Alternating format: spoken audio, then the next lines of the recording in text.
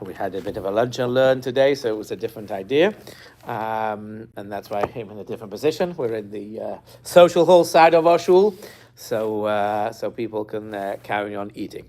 Okay, so this week is Pashas Emor, but I want to talk about what's happening on Thursday night, Friday. Thursday night, Friday is Lag BaOmer, which literally translates as the 33rd day of the Omer. And it is an interesting day, a strange day, and let's go and discuss all of that. Oh, I meant to get my my Shulchan Aruch. Give me a second. Yeah. Okay. Let me get A. Where's A? There we go. Then Hey Omer. That's not quite this week. Okay.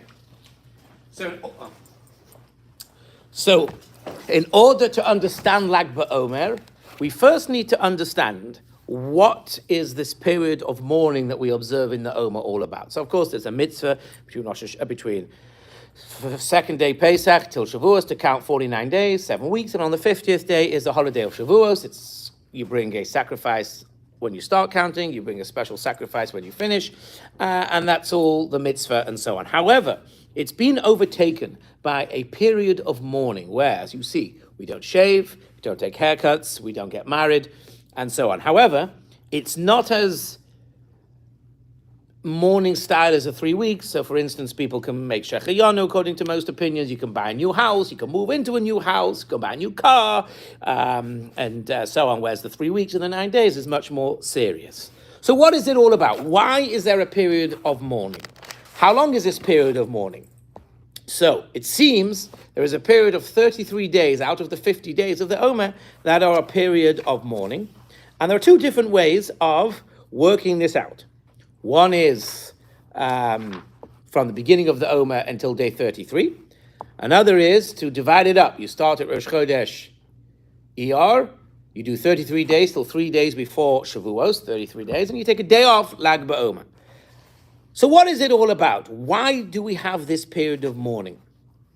So let's look first of all, before we get into Lag BaOmer and Reb Shimon Bar Yochai, we always know, especially in Yiddishkeit and Halacha and Judaism, there's two ideas. There's what's called Nigla, revealed, right? So that's the Tanakh, Gemara, Mishnayos, Halachos, and then there's what they call Nista, hidden Torah, the Kabbalistic ideas. And we know, certainly for Ashkenazic paskening, that whenever you have a contradiction, you always follow the Nigla, the revealed Torah. Except the Vilna Gaon says one place. So Friday night, he says the custom is that when you normally hold the chalos, you're supposed to take the top challah with you, because that's the one closest to you. He says in the Friday night, for Kabbalistic reasons, you're supposed to take the bottom challah and cut it. But other than that, there's a lot of Kabbalistic things about not touching your beard, not shaving your beard, trimming your beard, all these things. But halachically, these things are acceptable with the correct tools, of course, because you can't use a razor. But there are many areas where what are called Kabbalistic things overlap the Nigla, the revealed Torah, and we always paskin like the halacha. So let's look at the halachas first of all. So we just basically summarized it. So what is it all about? So as we know, there's this idea that Rabbi Akiva's 24,000 Talmidim died. The Gemara in Yevamos Samach Beis 62 says Rabbi Akiva had 24,000 Talmidim. They all died in the period between, wait for it, Pesach at Peroz Atzeres. Until Peroz Atzeres, whatever that means. Atzeres means Shavuos. Peroz, what does that mean? Pras usually means half of Shavuos, right? Which means half of a month, some people say, which means 15 days before Shavuos, which is like Lag BaOmer. And that's where we get this idea of Lag BaOmer. The Gemara doesn't say anything about that's why it's a period of mourning. It just happens to factually say that Rabbi Akiva's 24,000 Talmidim died in this period. And it says they died with a misa called Askra. They didn't have covered for each other, didn't respect each other, and they died in a plague. We're going to come back to that because there are some fascinating things about the plague and so on. So that is what the Gemara says. And then in the Gaonim times, it was taken more as a period of mourning. And it was associated, it was very strange. People didn't know what, why, who, where. It was very strange. And people associated it with the fact that Rabbi Akiva's Talmidim died. Now, throughout history, it's been a very difficult time, the Omer period. The Crusades, 1066, started in this period between Pesach and Shavuos.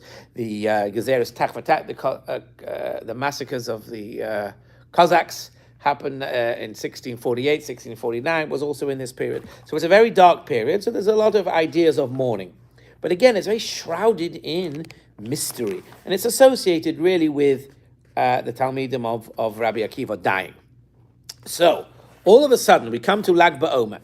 And the halacha says, basically, that Lag BaOmer, Nodim Shalol Istaper ad Lag BaOmer. Really? You don't have any haircuts and get married into Lag BaOmer. Sha'oimrim, that they say, who's they say? Sha'az Pasku Limnos. Now that's when Rabbi Akiva's Talmidim died. Stopped dying. Oh, they stopped dying. So therefore we can stop observing mourning. Right? And then he says, so we increase our simcha, our joy. And we don't say tachnun. Okay? Now, those who keep the second part of the Omer, we have a day off. Why do we have a day off? What's so strange? If I'm keeping the Sfira now, then I should continue. Why should I have a day off? So the Bir Halacha explains like this. He quotes from the Maril. So we're in the middle of the day. It's not nighttime, so hopefully our math brains are good. Okay, he says that they died between Pesach and Shavuos, 50 days. On any day that you don't say Tachnun, any quasi Yontif, they didn't die. That was like a special bracha, they didn't die. So, 7 days of Pesach, okay, that's 7. That includes one Shabbos. So if there's 7 weeks, how many other Shabbosos are there? Another 6, correct? 7 and 6 is 13. Then we have 2 days of Rosh Chodesh. 15. And then you have the second day, Rosh Chodesh, of Iyar. 2 days Rosh Chodesh Iyar, and 1 day Rosh Chodesh Sivan. And you take off those days they didn't die, right? So you take off those 16 days from the 49, and you end up with they only died on 33 days. So they died on 33 days, dotted throughout the period of 50 days. So to show that they only died for 33 days, we pick the 33rd day of the Omer because that's the best way we can demonstrate that it is something that we can show, oh, they only died on 33 days. So that's why day 33 of the Omer was picked to be able to have some simcha and so on. Another pshat is I saw, because Yud Ches, the 18th day, that's right, the Chasam Sofer says the 18th day of Iyar is the day they started eating the mon. We know, it says they ate the mon for 30 days when they left Mitzrayim. It says Chodesh Yomim. They ate the food they brought out for 30 days.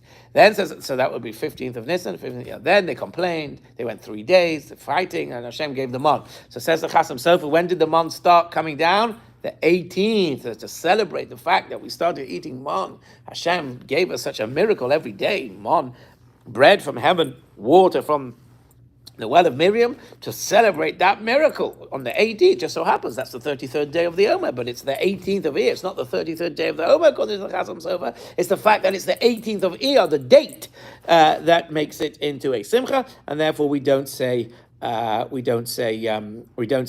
and we keep it as a big holiday. Okay, now I want to get into something which people may say is a little bit controversial before we get into Reb Shimon Bar Yochai. And that is, there are opinions by historians. Now you have to remember, the period. There we go. That the whole reason why we say the Haftorah is because they wouldn't let you learn Torah and so on and so forth. So therefore, there's a lot of issues, a lot of problems that were created in this period. We blow the shofar in Musaf because they would come Shacharis to see we weren't blowing the shofar. There was a lot of pogroms. We know the 10 martyrs, right? We know all these issues based on the Bar Kokhba revolt. So the Beis HaMikdash was destroyed 69, 70 AD. Bar Kokhba revolt was like 130 to 133, something like that, or 131 to 134. Bar Kokhba, very little is mentioned about Bar Kokhba. The story of Bar Kokhba is mentioned in the Yerushalmi. They call him Bar Koziba, the liar, right? Because he lied to everybody. They said he was Moshiach. He fought off the Romans for 3 years. Then the Gemara says he got carried away with his own greatness. He killed a great rabbi because he thought he was, they all get paranoid that he was a spy. And then that was the end of him. And then when the Romans put down that rebellion, Hadrian, He was terrible. He killed, slaughtered, butchered, murdered, maimed. It was a terrible period. No Torah, no learning, no nothing. And this is the period that the Gemara, the Mishnayos, everything was written in all this backdrop and so on and so forth. And we know that they couldn't speak openly about things because things were too sensitive to talk. So there are some historians that say that the period that Rabbi Akiva died, Talmidim died, which is factual, obviously, was this period of the Bar Kokhba, because that's when Rabbi Akiva lived, that's when he had his Talmidim. And they say when the Gemara said they all died in this period through a plague of Azkara, because they didn't have covered for each other, they didn't respect each other, was the fighting over this Bar Kokhba revolt, the disagreements, whatever went on that period. We do follow, we don't follow, let's go, whatever. We know the same thing happened in Churban Beis HaMikdash, right? There was infighting, there was political, they burnt all the wheat in the storehouses because each faction wanted to have it. Exactly. So a similar sort of thing happened with Bar Kokhba. And the Gemara wanted to speak about it in code. So in code it said, they died in a plague. Just, they want to say the Romans came to try, they wanted to keep it clean, and that's why there's very little written about it. It was too raw, too no. That's what some people opine. And I say it's controversial, because obviously most people take the Gemara literally, right? They died in it.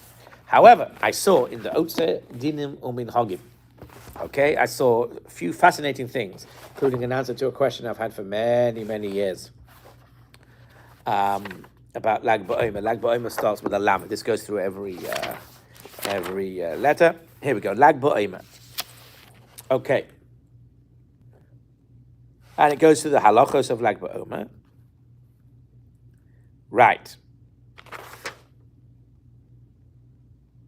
And he goes through. The Maril said they died. He was the one who first came up with this, really imposed this idea of mourning. And he said like this. Hayalodim haketanim, the small kids, heim chafeshim mebeis hasefer b'Lag BaOmer. They're out of school on Lag BaOmer.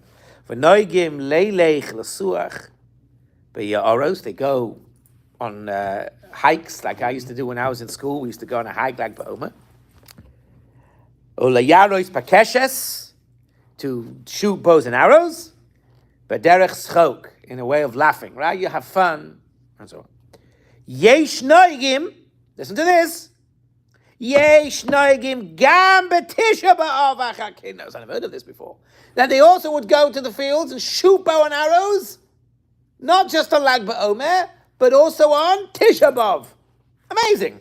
Yeah, Tisha was such a sad day in the afternoon. We're going shooting bows and arrows. Listen to this.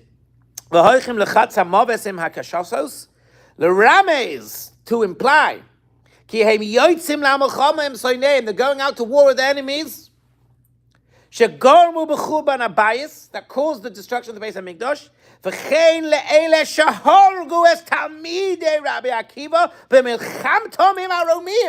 It's clear. Where was this written? He says, quoting from here, very clear. Right? I don't know. Maybe I should tell some of these people who quote modern historians that we have a source that they go out and shoot bow and arrows on Lag BaOmer and on Tisha B'av. Why? Because we're trying to, in our minds, kill the Romans. Like we're going to war against the Romans. Talmidi Rabbi Akiva b'mechaltom. And he goes on to Rav Shimon Bar Yochai. We'll come to that in a couple of minutes. Isn't that amazing? So here I have a legitimate source, not just modern day historians, a legitimate halachik source that implies that the Talmidei Rabbi Akiva were killed by the Romans, which would fit in with a lot of this story. I found that amazing. And now I thought to myself a little bit deeper, right? Because every time we see something, think about it. This whole idea of mourning is mystifying. Because the why, what, the died, they didn't die. Here, try this out for size. We know there was the Churban first Beis HaMikdash. We fast for that. But we also fast one other day. What day is that? Tzom Gedalia. Why do we fast Tzom Gedalia? A few reasons, right? Because that was the final nail in the coffin. Final nail in the coffin. So therefore we fast. Oyvei. That was like the closing of the Israel and so on. So maybe the reason why we are having mourning in this period between Pesach and Shavuos is because After the Bar Kokhba revolt, all hope was lost. While they had, after the Churban, okay, it was terrible, we have Tisha B'Av, we have everything. But there was hope. And of course, the hope was realized a little bit with Bar Kokhba and all his one. He was winning and he was doing great. And then that was put down so brutally. It's like Som Gedalia. That's it. That's the end. The Jews were kicked out. Name was changed, right? They changed the name to Palestina, which is something that's still causing us a problem to today. So I wonder if all of this Talmidei Rabbi Akiva dying is also a bit of a smoke screen. It's a smoke screen. Because obviously the Romans were around, you can't just say, having, the Tisha B'Av, you could get away with saying it was the first Beis HaMikdash. Maybe it was a smoke screen. Maybe, based on this, the whole reason why we have mourning is to show sadness for the destruction of the Beis HaMikdash, the kicking out of Eretz Yisrael, the victory of the Romans, the final nail in the coffin. And maybe that's the deeper reason of this mourning. Yes, the Talmidei Akiva died, but it's always, did they die? Didn't they die? When did they die? Is it because they died? Are there other reasons? But I think it's clear from here that the reason why the rabbis, after a few generations later, put a period of mourning is because of the Churban Beis HaMikdash. It's the end of the hope. It's like Som Gedalia. And that's what I take away from this. Isn't that amazing? As a clear source, I think it's clear. It's a source that's more contemporary. Right? But it fits beautifully into what some people saying is the whole idea. But we have other instances. Why do we have a Haftorah every Shabbat or Chag morning? Because they wouldn't let us study the Torah, right? And there would be spies, government officials in the shul in the beginning of the service. Exactly. So this caused this terrible period, and we know the Gemara is very sensitive, right? It calls Ahu Min when it refers to Christians. There's a lot of, they had to be very careful. So I think this is a proof that the Talmidei Rabbi Akiva died, but that's not why we're fasting. That's not why we're sorry. You can't have a fast for 30 days. The reason why we're having a period of mourning is really for the destruction of the Beis HaMikdash, and it's really for the end nail in the coffin. That's what I see clearly from here. Yeah. Because Som Gedalia is because that was the end of the Jewish Commonwealth. Right. As it had been. So I think it's clear from here. Now let's get on to Reb Shimon Bar Yochai. Okay? Because here he answers a question that I've had for many years. And we'll come to that in a minute. So we know that Zohar brings down that Reb Shimon Bar Yochai, who the Gemara says was in the cave for 12 years, again by the Romans, they were chasing after him, came out. It was a problem because they were too holy, and therefore they had to go back into the cave 13 years. It says quite clearly here they came out of the cave on Lag BaOmer, which is a great simcha. We know that in the cave he was studying day and night, and that's where he taught the Zohar and so on, apparently, or learned the Zohar and so on. Reb Shimon Bar Yochai is one of the greatest Tanoim. And not only did he come out of the cave on Lag BaOmer, he also died on Lag BaOmer. Okay? And because he died, on the day he died, it says in the Idra that he taught many secrets of Torah to his Talmid. Rabbi Shimon Bar Yochai was a Talmid of Rabbi Akiva. Stam Reb Shimon, when we say Reb Shimon in Shas, is Reb Shimon Bar Yochai. And therefore, because he passed away and he revealed lots of secrets of the Torah, then we have so much simcha on that day. And we also have bonfires to Merames the Torah. That's compared to a fire and so on. It's the Torah is compared to a fire, and therefore we have bonfires. There was supposed to be a fire above his head, like it says when Rabbi Yonasan ben Azil, there would be a fire. There'd be some sort of spiritual fire that would kill people, or so, or kill the birds or whatever. Whether you could see that as a physical fire, I doubt. It's probably some sort of spiritual energy that was coming out, and so on. And therefore that's right. But I always had a question, and that is the other great tzaddikim that died. Moshe Rabbeinu. Moshe Rabbeinu died on the 7th of Adar. We don't have a celebration when he died. Moshe Rabbeinu spoke to HaKadosh Baruch Hu. He gave us the Torah. If we're going to celebrate and have a song and a dance on the day where the greatest Jewish rabbi died, when would that be? Moshe Rabbeinu. He spoke to Hashem. He gave us the Torah. Right? Halach LaMoshe Misinai. That's the greatest.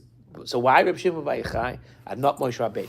Why is Moshe Rabbeinu a sad day? Some people fast and so on and so forth, and Lag BaOmer is a great day. But Chevra Kadisha have their correct. Their in Chicago, they would have a dinner. Right. In England, they do it differently. They do it on one of they do it on the day before Rosh Chodesh, where you say the laning and all that stuff for Yom Kippur Cotton, and they also do it in Kislev and Cheshvan because that's the shortest day of the year. So you fast the shortest. Anyway, so that's the question that I've always had at the back of my mind, and it answers the question here. So here goes.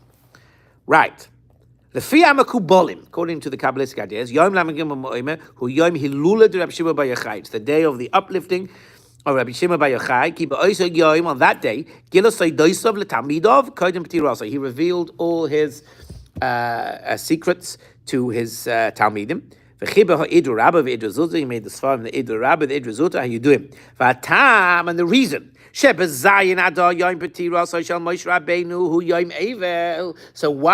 is the 7th of Adar, when Moshe Rabbeinu died, a sad day, a day of mourning? Whereas why is that disparity? Why?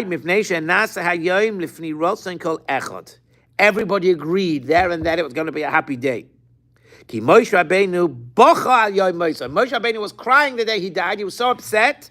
Ki rotza lekayim mitzvahs haaretz. He wanted to go into Eretz Yisrael. He davened 500 and whatever tefillas it was. He was begging HaKadosh Baruch Hu. He must have been in tears. He was crying. He was really upset. So for him, it was a sad day that he was dying because I want to do the mitzvahs of going into Eretz Yisrael. Yishuv Eretz Yisrael, see it. That was the whole point. He couldn't. So everybody was upset. He was so happy the day he died. Because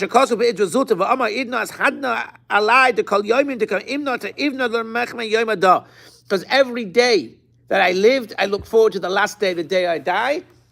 And who also said that? Rabbi Akiva. Akiva said. And this, Eliezer said, was it Eliezer? I can't remember. Yeah, he was also gave away a lot of secrets the day he died. One should repent the day before he dies. Right. The question is, well, nobody knows. We live a life of repentance. But it seems to be, and I don't understand why, it's beyond my comprehension at the moment. But you see from Shimon Bar Yochai, you see from Rabbi Akiva who achieved levels like unbelievable the day he died or the moment he died. We see Rabbi Eliezer just before he died, right? Just before Rabbi Eliezer died, the great Rabbi Eliezer, he revealed secrets as well. There is this idea, whether it's the fact that your Yetzer Hara has gone because you're about to die, whether it's the fact that there seems to be gates, and whether it's the preparation as your soul has reached its shleimus, its completion, because the fact that you're dying means that you've reached your completion. There seems to be this idea that we see through here and through others, that the day of death is a completion of your life. It's the happiest day because it's leading up to this. Maybe Moshe Rabbeinu was different because he was complete right from the beginning. When he saw HaKadosh Baruch Hu pay, had to divorce his wife, that was the happiest day. He had already reached his shleimus. So for him, he couldn't complete the shleimus by going into Israel, so he wasn't complete. And this is just me. Chas v'shalom say these things about Moshe Rabbeinu. How could I say such things? But I'm just looking at what I see,